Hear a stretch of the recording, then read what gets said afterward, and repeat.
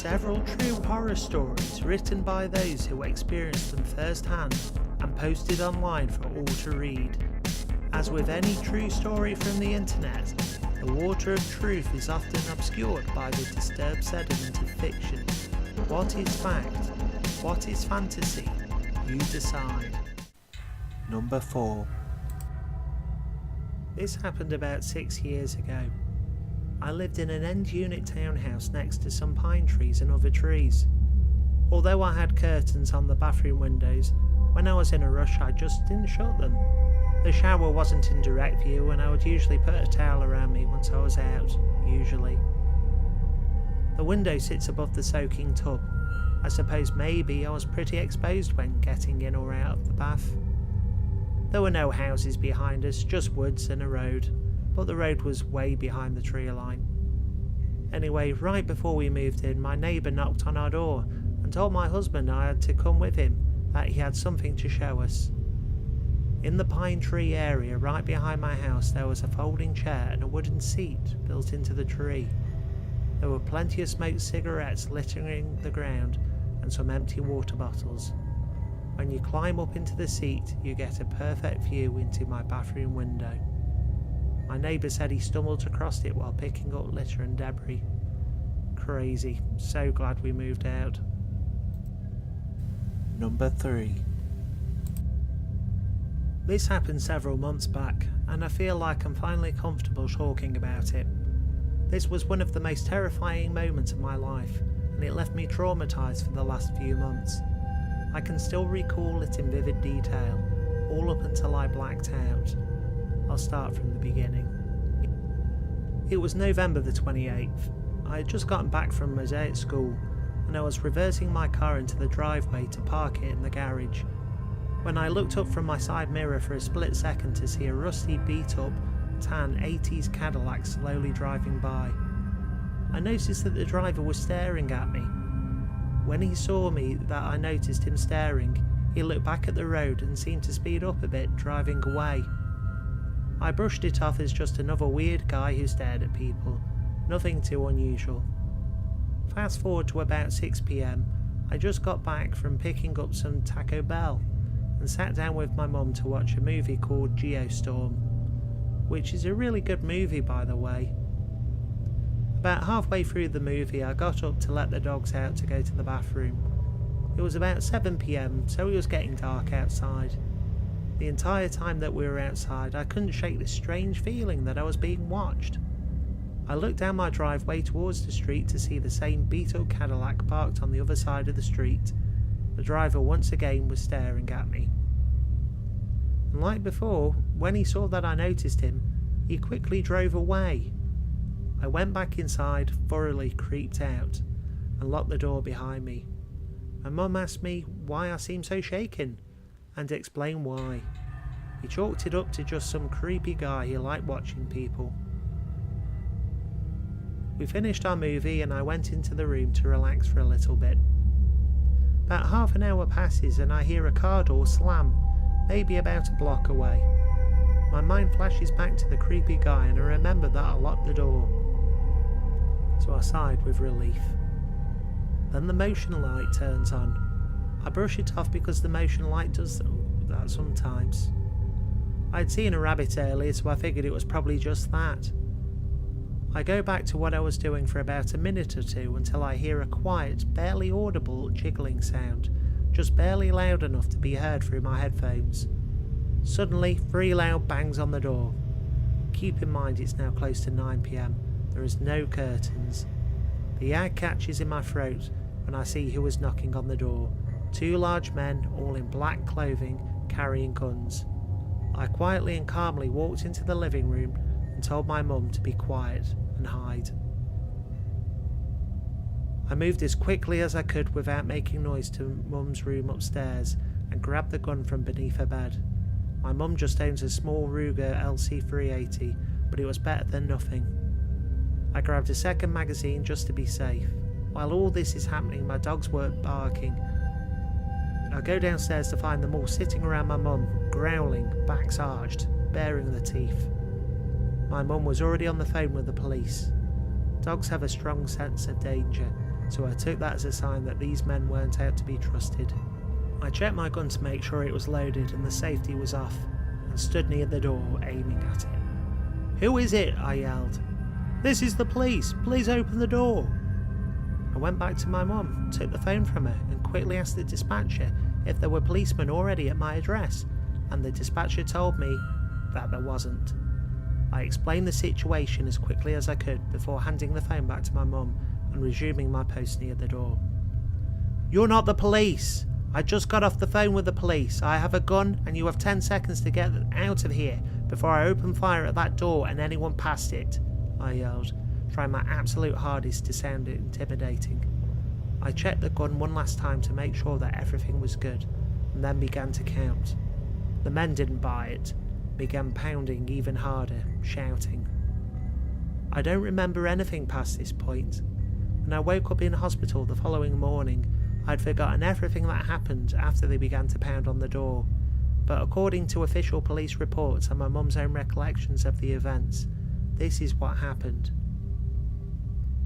The men continued pounding for a few seconds before I opened fire on the door, glass and splinters of wood flying everywhere. I unloaded the entire magazine into the door, unloaded the empty magazine, loaded the new mag, and unloaded that one too for good measure. I dropped the gun, grabbed my mum, and we ran upstairs and locked ourselves in the bathroom. I couldn't sit and calm down. My adrenaline at the time was at an all-time high, ready to fight should that door come crashing down. About 5 minutes passed when we hear some more banging on the door downstairs. This time it was really the police. They came upstairs and knocked on the bathroom door, telling us it was safe. Apparently I tried to attack one of the officers and they had to restrain me. A couple minutes after the officer restrained me, I passed out from the adrenaline.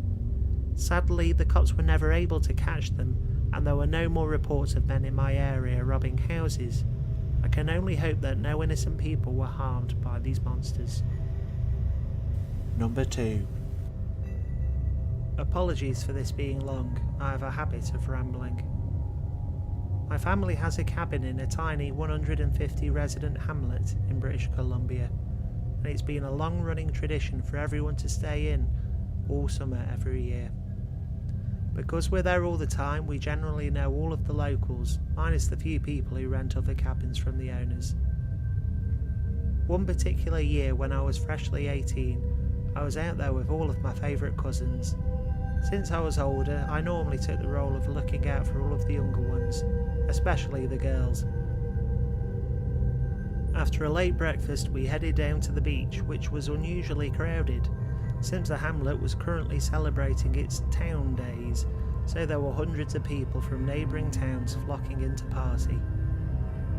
At the time, most of the family went fishing, so I was there with just 3 of the girls. Brooke was second oldest to me, being 12, then Emma 11 and Ria 8. We sunbathed for a bit and made sandcastles, and finally headed into the water to cool off. I'm kind of a wimp, so I took my sweet ass time getting into the water after them. I was about up to my butt when a guy walked up and started talking to me. He introduced himself as Shane and said he loved my tattoos and wanted to say something while we were on the beach. I brushed it off. Maybe I had seen him and he'd just hit a crazy face-altering growth spurt that some of my own cousins had gone through. We continued talking and I couldn't help but notice I got a really off vibe from him. Eventually my cousins waded over to see what was going on. He introduced himself. All 5 of us ended up spending a couple of hours just hanging out on the dock, chatting or playing dock wars, where everyone would fight to push each other off. I knew my grandparents would be starting dinner soon, so we said our goodbyes and I walked back to the cabin with the 3 girls. Later that evening I was sitting on the deck with the other adults and Ria and Emma. We heard a quad rolling down the front street. Extremely common as quads are the main source of transportation in the area, and Emma perked up saying, "Hey, it's Shane." I glanced up and noticed he slowed his yellow quad to a crawl when he passed the front gate, then sped off again. I asked if she was sure it was him, and she insisted it was.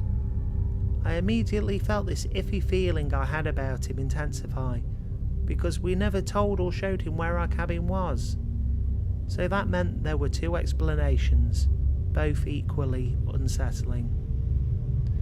One, he could have followed us back from the beach, which I know was entirely out of his way home since he told me where his cabin was. And two, he could have been cruising around trying to spot which one we were in. Regardless, mission accomplished. He now knew.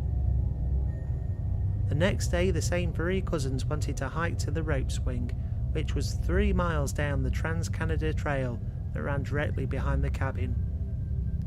I of course volunteered to take them, it sounded fun.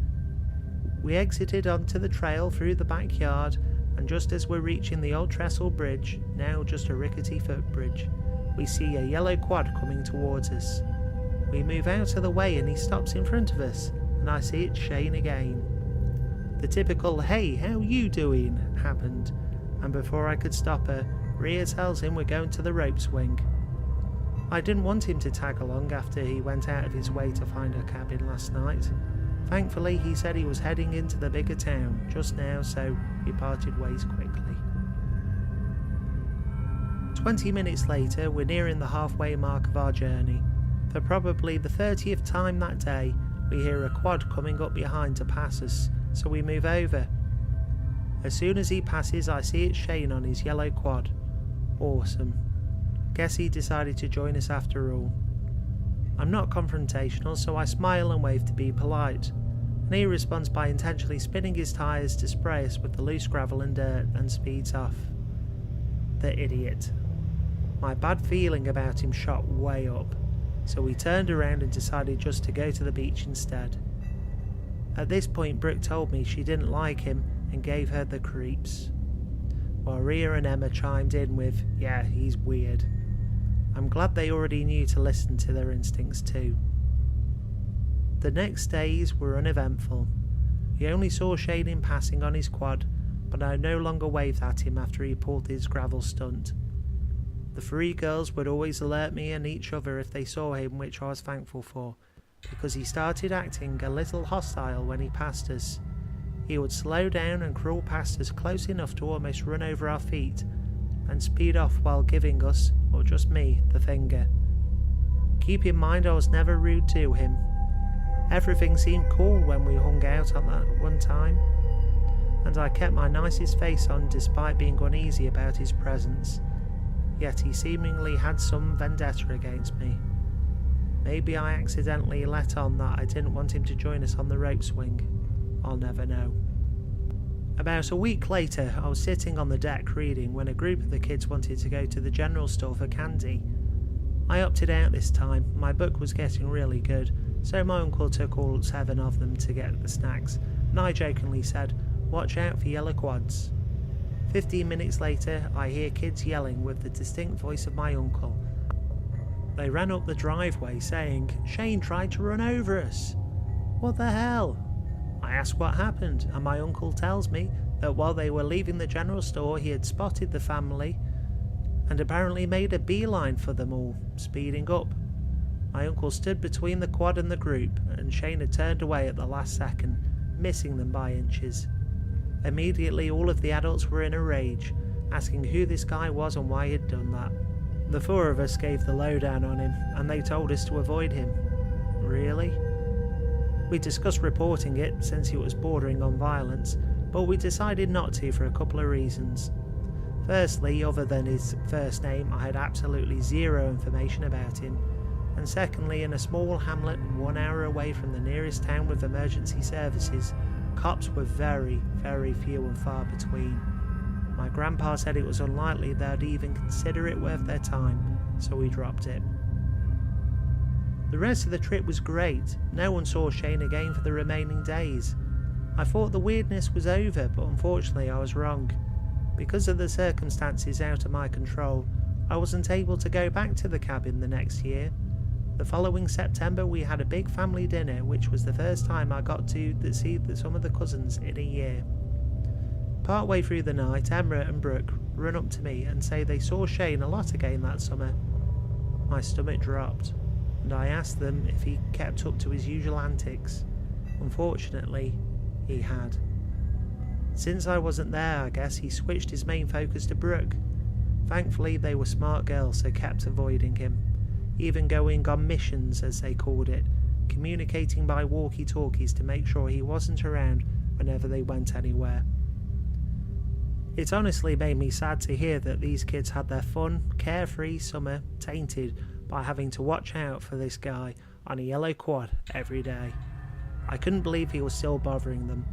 They said they had a couple more close calls of him speeding towards them, but he never got more than a foot away before turning back around. I asked their parents if it was true, and they were as uneasy as me, saying he would prowl back and forth in front of the cabin in the evenings to the point where they'd had to yell at him to go away.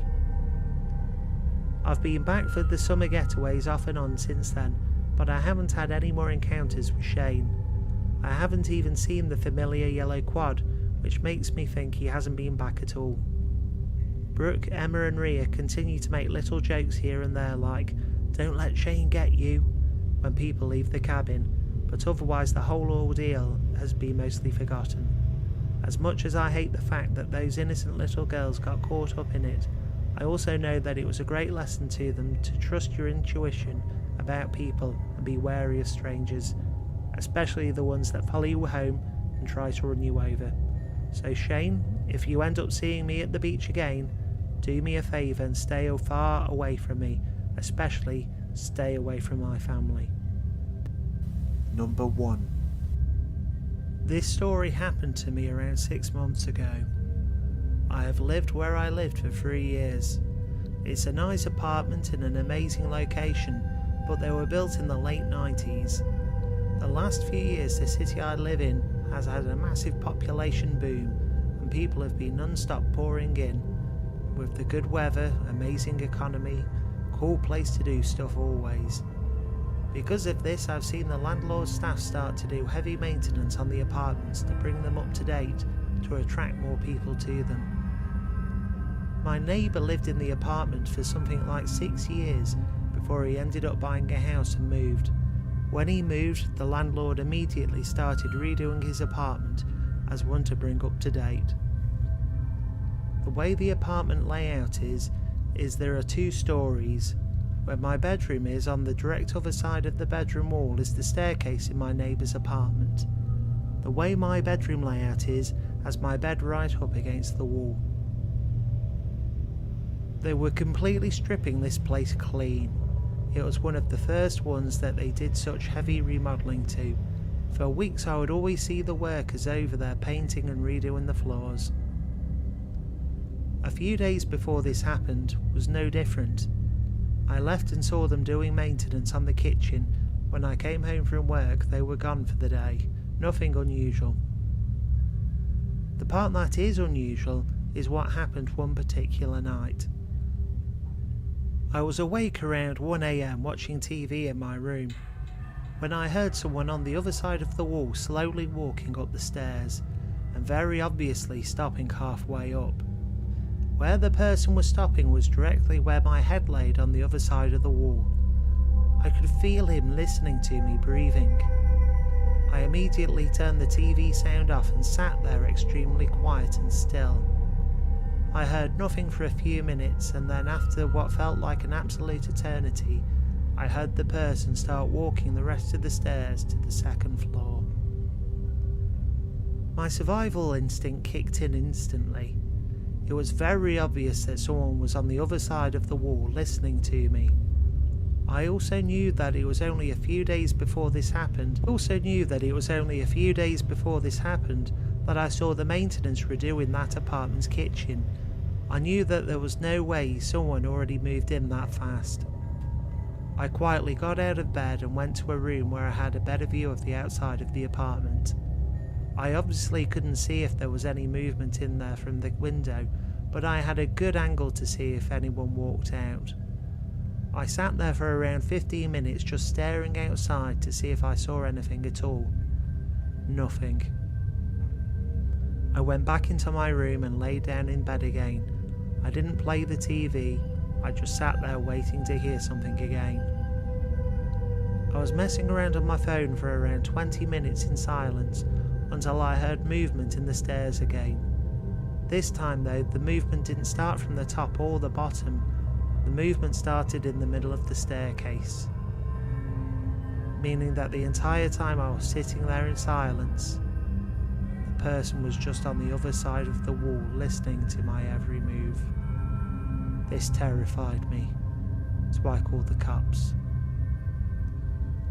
I gave them all of the information of what was going on, and they informed me someone would be out to me very soon. I went back to the one room and watched out the window again. Only a few moments later, a police car pulled up and a cop got out to examine the building and apartment. He was looking around and shining his light in the windows.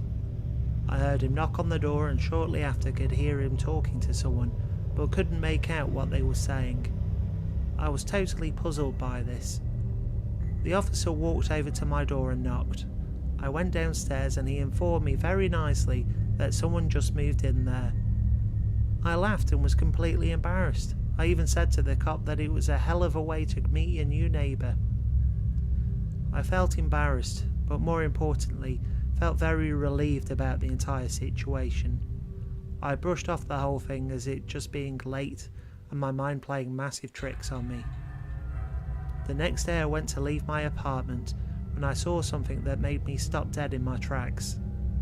I went outside and only took a few steps towards my car when I saw maintenance over there carrying out the old refrigerator.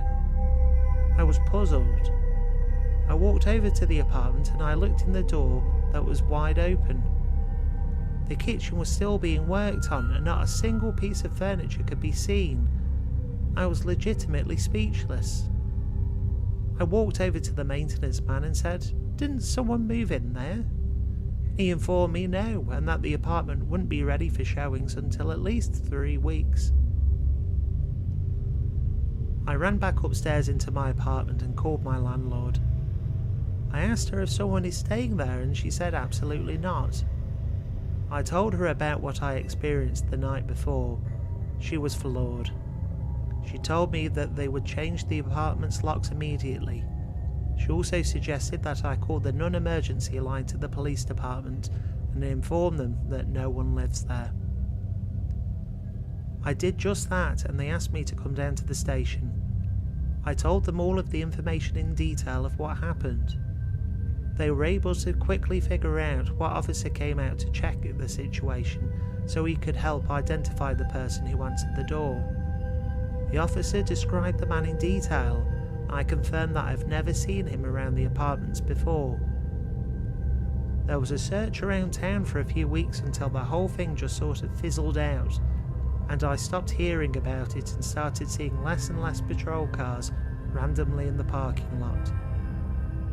After that night, I never heard another thing in that apartment.